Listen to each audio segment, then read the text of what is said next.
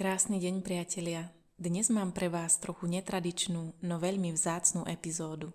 Hoci je tento podcast ešte veľmi mladý, vnímala som, že spomedzi všetkých príbehov, ktoré som s vami dosiaľ zdieľala, vás zatiaľ najviac oslovilo rozprávanie o podzemnom krištáľovom meste Telos.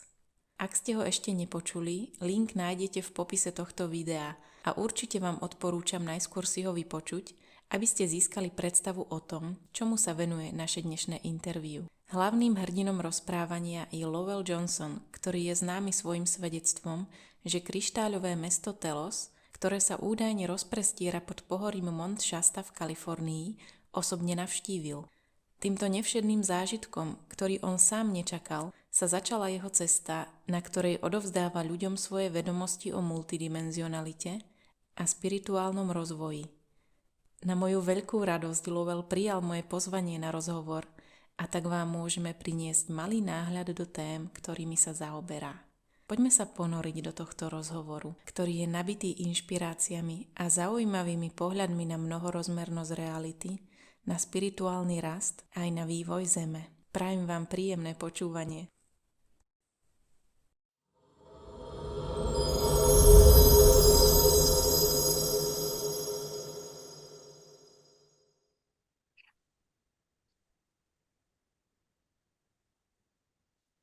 Hello, Lowell. Thank you It's so good much to see you for, again. yes, I'm so happy that I can talk to you again. Thank you so much for accepting my invitation to this talk. It is because my followers really like your story about Telos, which I know is only the beginning and is kind of a teaser to all the other teachings that you bring. So I would love to ask you some questions first, maybe about the story itself. I have a couple of questions directly from my followers, and then we can talk about whatever is right.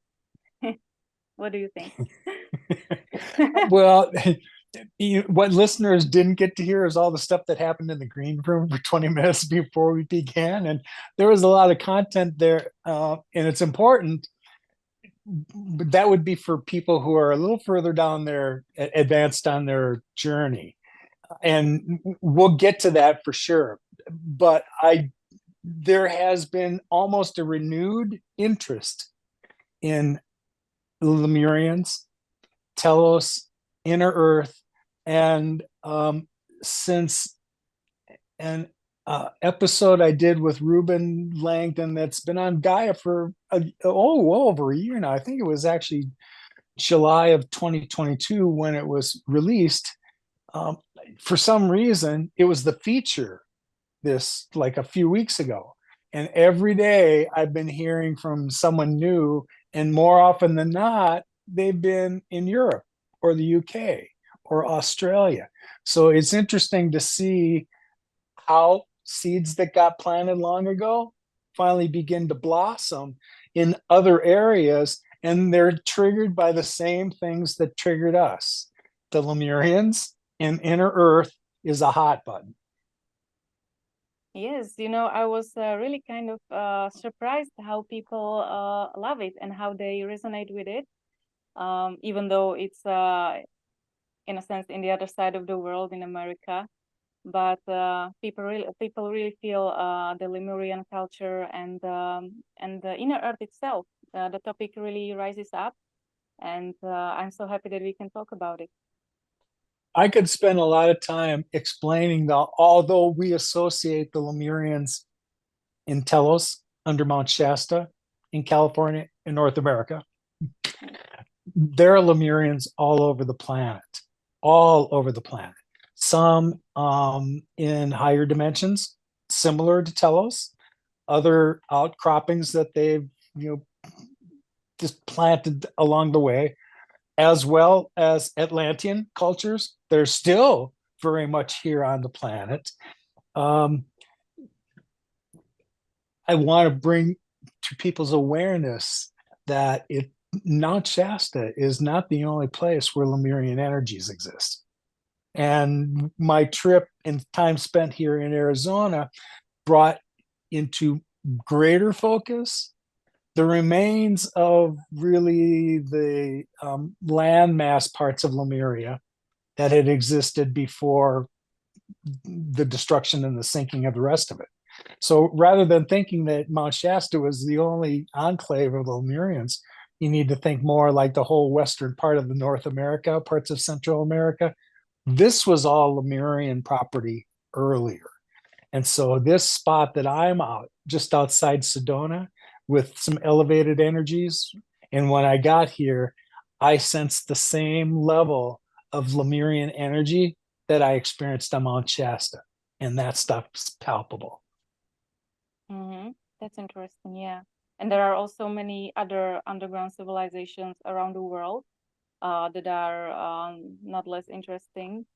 Yeah, people just can explore. Yeah, so if you agree, I have a couple of questions from people who asked what they're interested in. Those are rather basic questions, but let's go for it, because some of people are hearing about these things for the first time.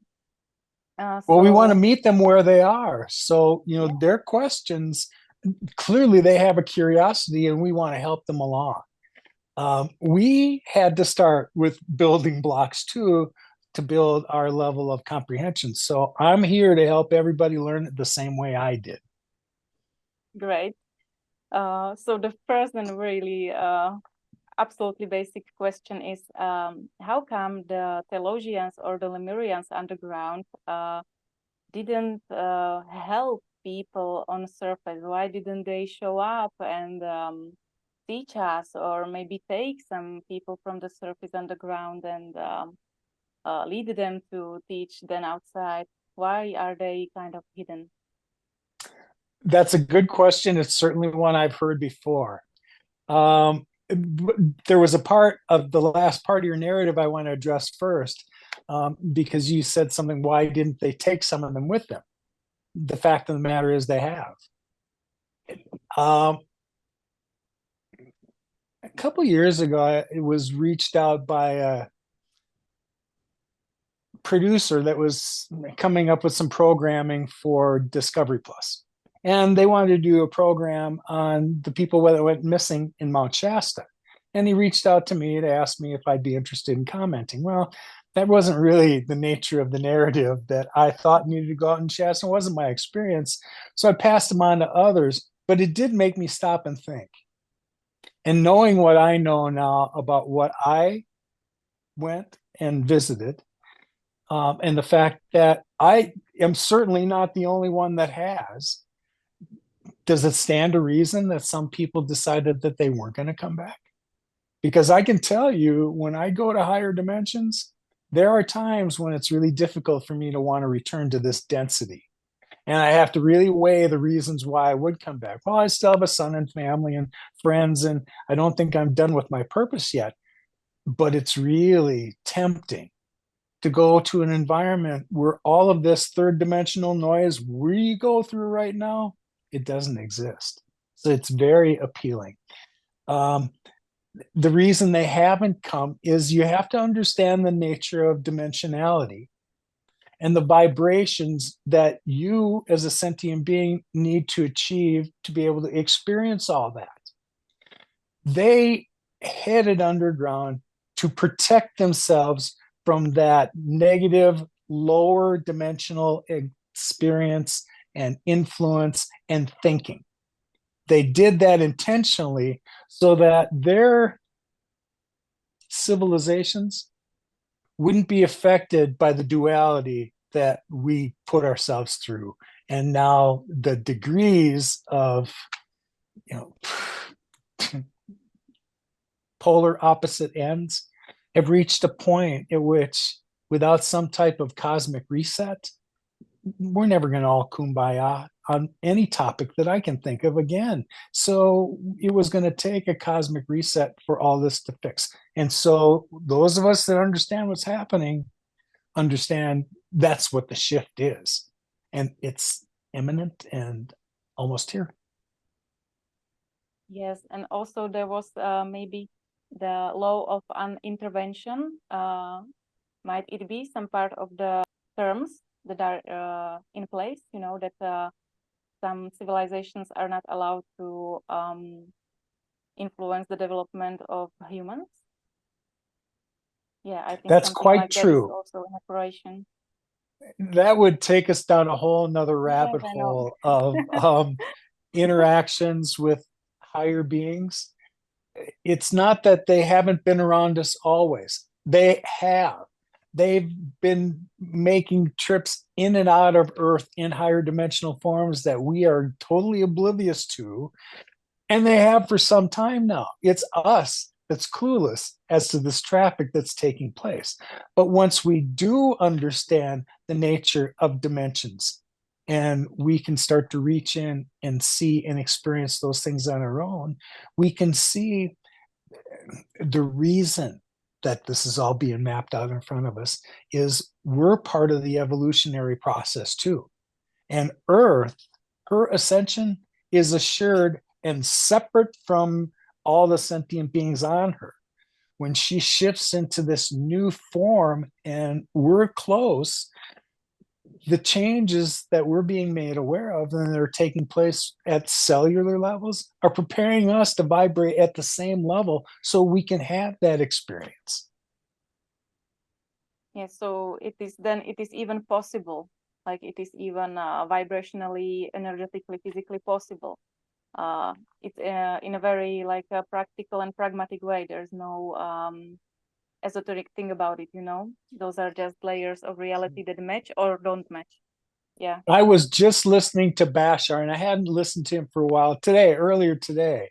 And he was talking about that very thing, about the nature of, again, how we manifest the things as a co-creator that we experience here in this Earth experiment. Our thoughts, our intents become things. So be mindful of what you're putting out to the universe, because in the universe's love, they're going to send your intent back in abundance. And so if what you're putting out there is talking about abductions and secret space programs and the density that sticks you in, give some thought to why.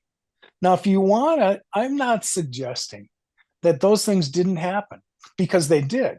And to the people they happened to, it was very real. It's good for us to know that, but moving forward, I'm solution oriented. Is me focusing my time and attention on that going to be beneficial for me or for the collective in the long run? In my mind, it's not. But I see that clearly. Does it mean that there aren't instances that come along and don't trigger the third dimensional reflex within me? Of course they do. I'm a human being and I see things exactly the same way you do. But I absolutely see things from a higher perspective, knowing I'm connected to everything else and that the rest of it is just this crazy illusion.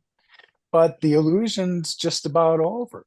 We weren't trained, really taught about the nature of who we are in the cosmos and what that interaction is like.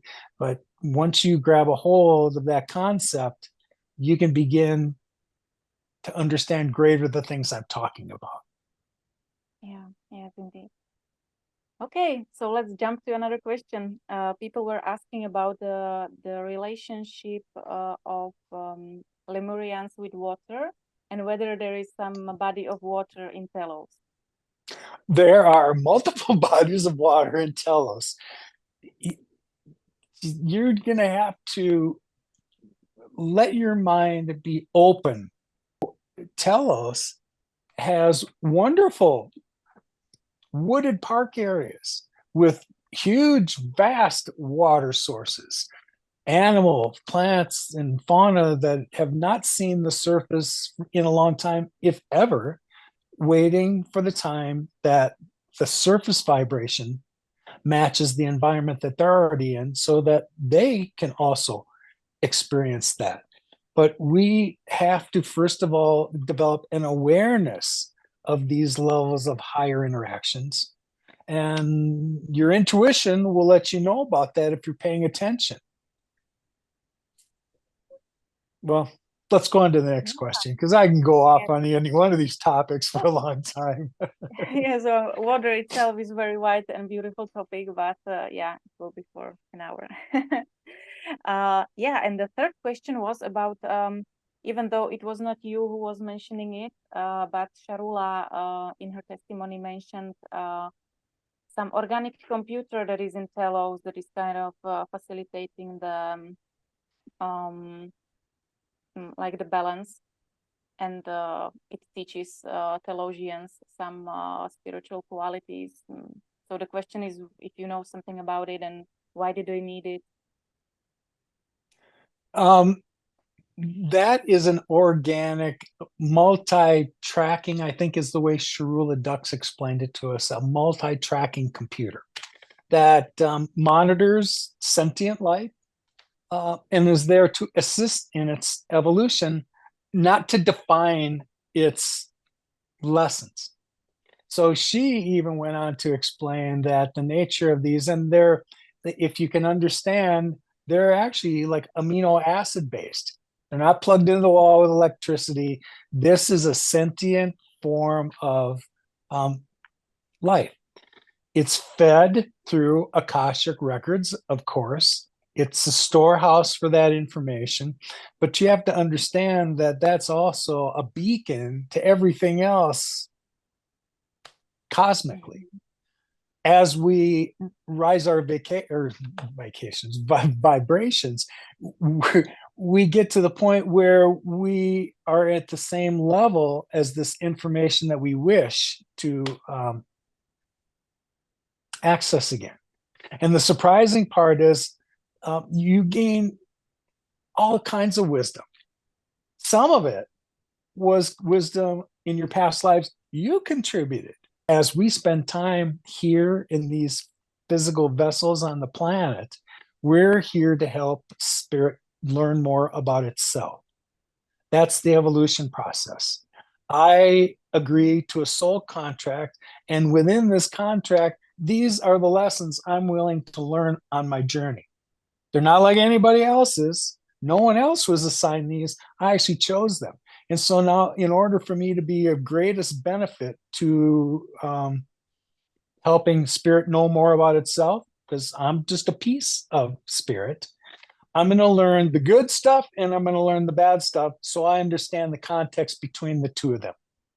Now, here's where humanity always gets stumbled, is they assume all the bad stuff and the mistakes, they don't see those as the lessons that we've learned and we've contributed to our own self-growth, much less the collective. Because sooner or later, all of your Akashic records and your experiences all mesh together with the rest of the tribe in the next level. So I realize that, and all the more reason to be mindful about the things you bring into your physicality now. Yes, because everything is manifesting so quick, and but also every experience is very unique and precious. Yeah. And we want that to be. If we're not really cheering for somebody else to have a unique experience, then we're not allowing them to grow into who they were supposed to be. And I know I've been blessed to spend some one-on-one time with Michaela. And when you get to know people at that level and you see the vibration that she carries, and then what happens when we're collectively together, you have a greater appreciation for people who vibrate at higher levels. And once you have that experience, you don't want to mess with the stuff that got your attention and caused fear and anxiety, because there are people that are examples of what we're stepping into. And you want more of that. Yeah. Yes. Okay, so now there are my questions. I would love to focus a bit on your personal journey, Lowell, because I know that, as I said, the Telos story was only kind of a beginning, and then it was unfolding for you as well. what is the message that you are meant to bring to people? What are the teachings about multidimensionality, about understanding of the process of awakening, about the process that is happening with Earth and with the Sun and things that are connected. So I know that it was, it might not be easy in the beginning after the Telos experience happened. You maybe needed some time to integrate it and get some courage to even speak about it publicly. So what was it like? You know, looking back at the experience now, when I began to talk about Telos immediately after it happened, it was too soon for me to begin to start to communicate the story. I had like next to no time to assimilate what had really happened. And I can see looking back that I had limitations on my ability to be able to articulate what had happened. Now, you don't know that till you get down the road and more of it kind of settles in, but that's an assimilation and acclimation process that you don't know about when these things first happen. So when Telos first began, I didn't know it was a multidimensional experience. I didn't categorize it as such. I was certainly aware of changes in energetic conditions because that's what I really was, in retrospect, being attracted to in Shasta. It wasn't people I was seeking out, although I had made a mindful intention, knowing the story about Guy Ballard and Saint Germain and that exchange back in the 30s, that ascended masters were certainly in the area. And that's what I was opening myself up to, that if it was possible for me to have one of those experiences, here I am, it's just me, you and me. There's nothing to get in our way of having these communications. That was kind of in my mind. But as I started to hike, again, I was being drawn to places that energetically felt lighter, for lack of a better way to articulate really what that sensation's like. And the more time I spent there, the more they revealed themselves. And just not that they were there was a connection to something higher. As I went back to Shasta to visit these places again, you'll now recognize things I didn't see the first time I was there.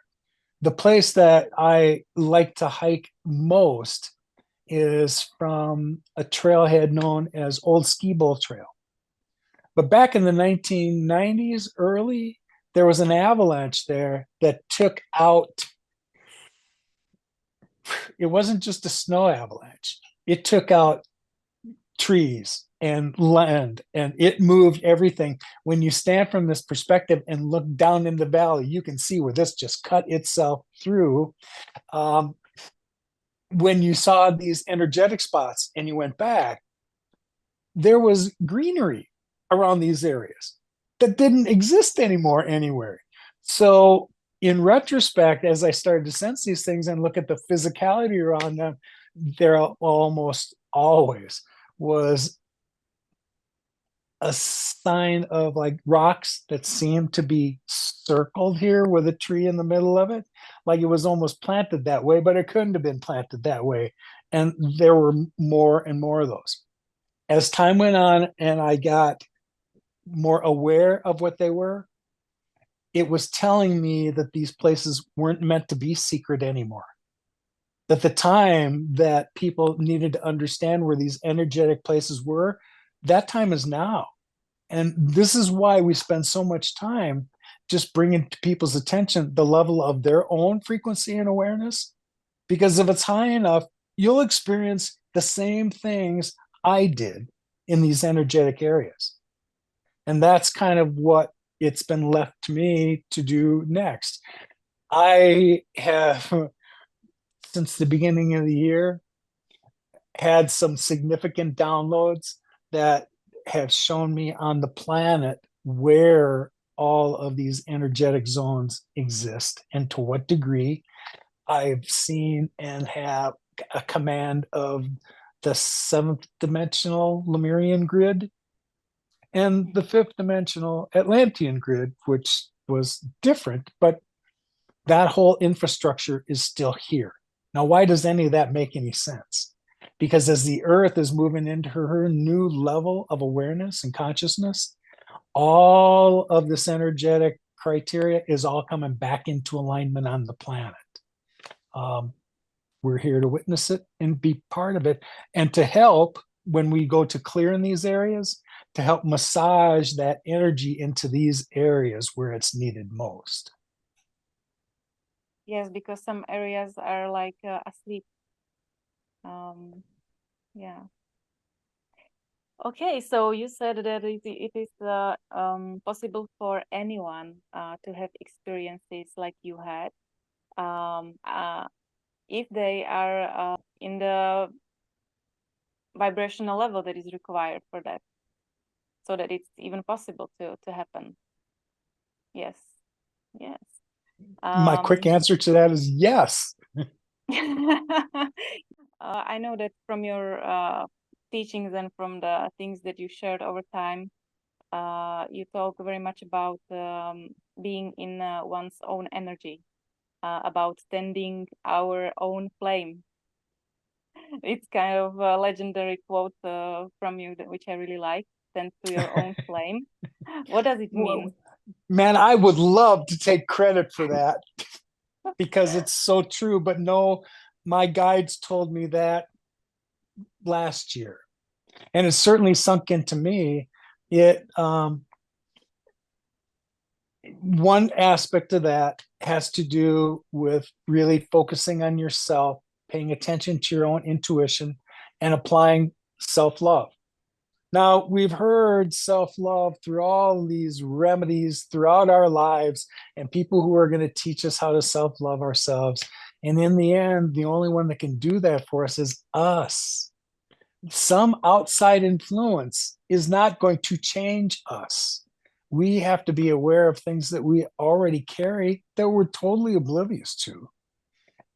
Some of us are here after our initial awakenings to tell you the same phenomenon is capable of happening with every human being. We carry the same physicality. What I can do, you can do. Now, if I was to tell you and frame it in as mind over matter, that's one way maybe from a third dimensional perspective to talk about it.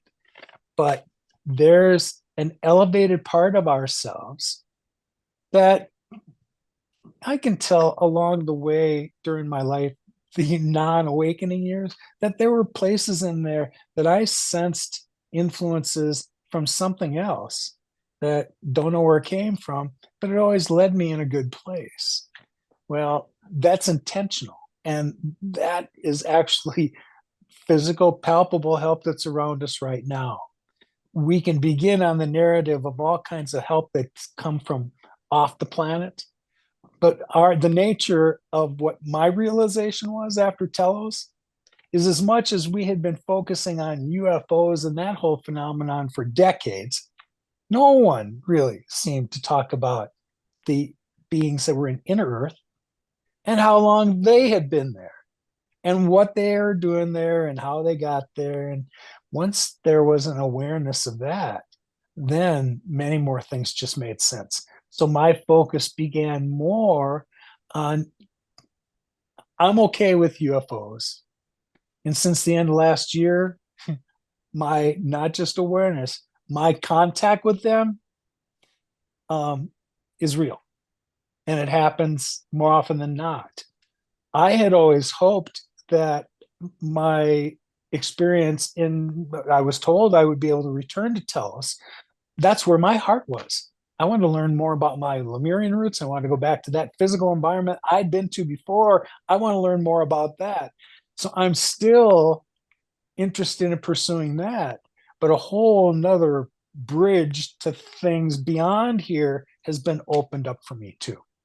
So now where I sense myself is I'm a bridge between inner Earth and extraterrestrial things that Dave Wallace has certainly lent me the protocols to understand how to communicate. I have a greater idea of the role I'm supposed to play. And then it was when Dave had suggested, those lenticular clouds that you see over Mount Shasta? And those of us that really understand them for what we believe that they are, those are shrouds just covering activity that's coming and going. But what is that activity coming and going? We have to assume that there are visitors from off planet that are making their way through that particular portal, interacting with who? The people in inner Earth. Of course they are. So when we begin this process of connecting the dots a little more in terms that in our 3D minds, we can kind of grab a hold of the concept, it's a lot more real than we ever gave a credit to. And when I say gave a credit to, that would imply that we had been taught these things along the way, which we had certainly been not. Yes. And so I will just say for the people that so they will understand.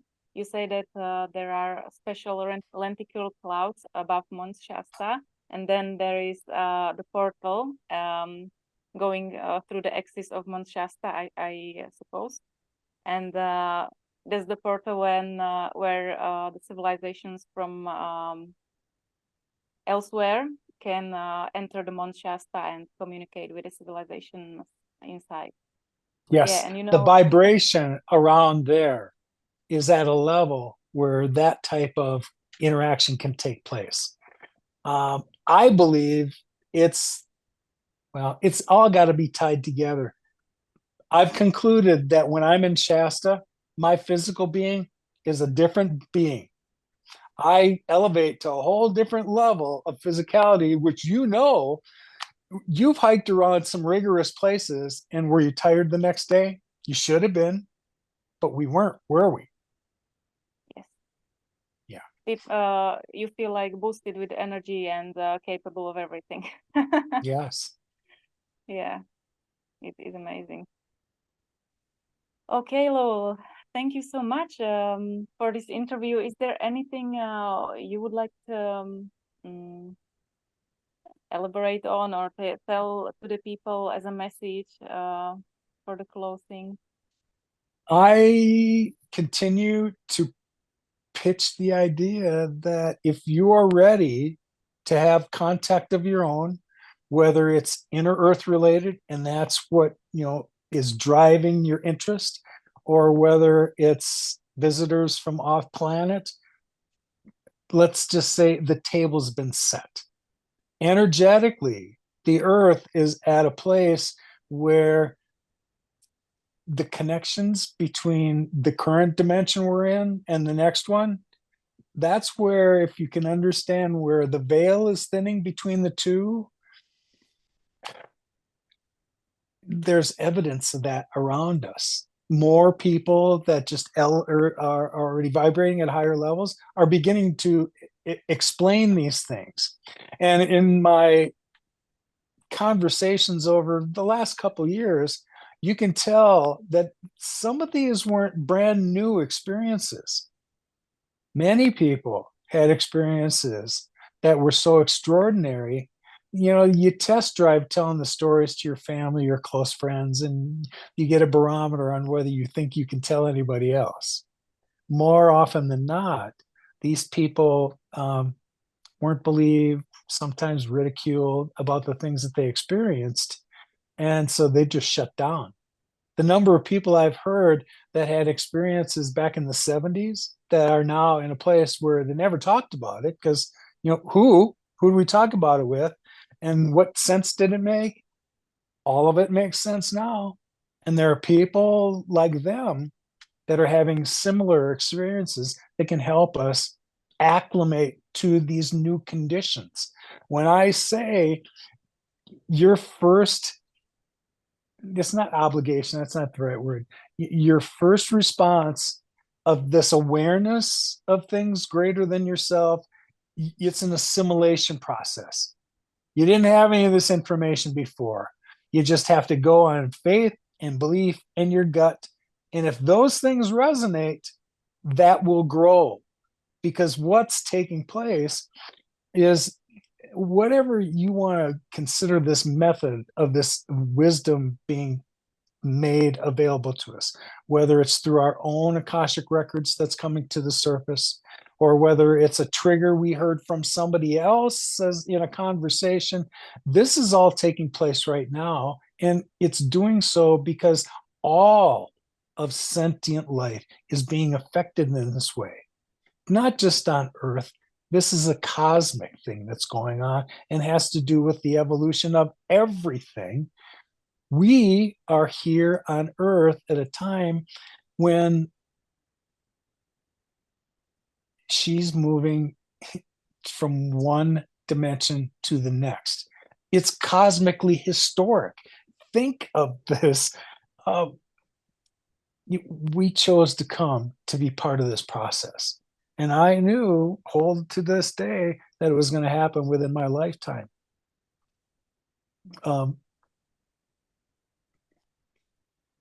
Watch the solar signals when you're watching these solar flares, CMEs, the solar wind that's coming our way. This is going to be the source of what triggers us next electromagnetically.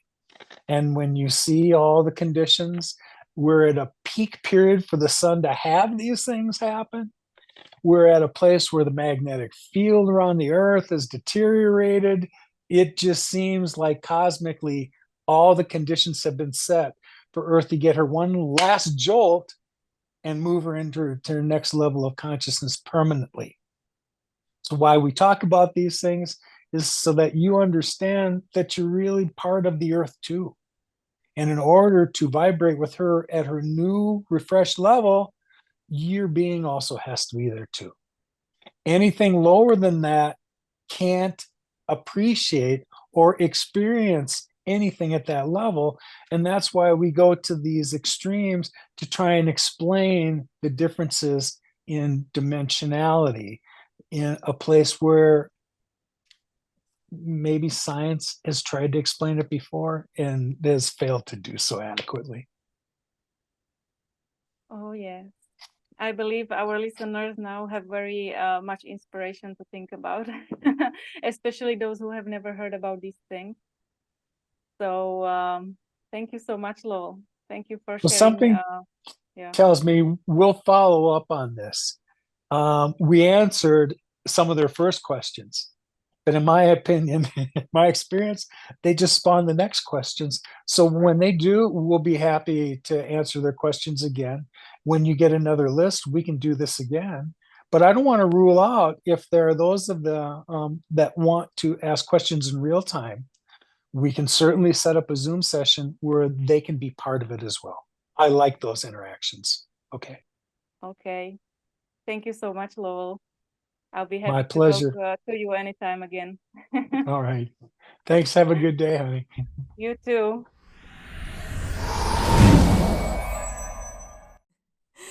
Tak priatelia, toto bol môj rozhovor s Lowellom Johnsonom, ktorý verím, že bol aj pre vás plný zaujímavých pohľadov nielen na Telos, ale aj na mnohé s ním spojené témy. Ak by ste mali na Lowella doplňujúce otázky, môžete nám ich napísať do komentárov alebo do správy na Facebooku Ríše vo vnútri Zeme. Ak budete mať záujem, radi sa jedného dňa znovu zídeme pri rozhovore a siahneme ďalej do mystérií našej tajúplnej planéty.